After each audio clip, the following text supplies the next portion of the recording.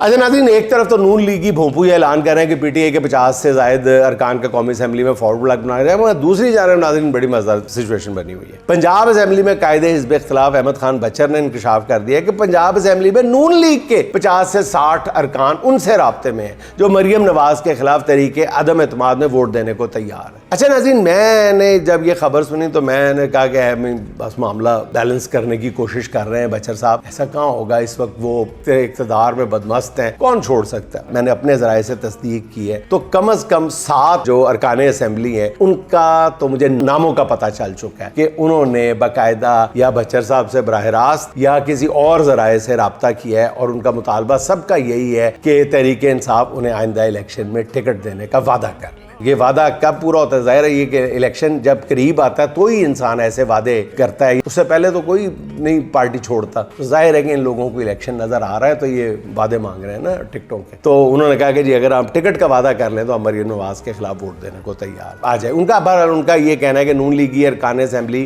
की अक्सरियत जो है वो मरियम नवाज के तर्ज हुकूमत और उनकी जो टिकटॉकर सहेलियों के तर्ज अमल से बहुत तंग है।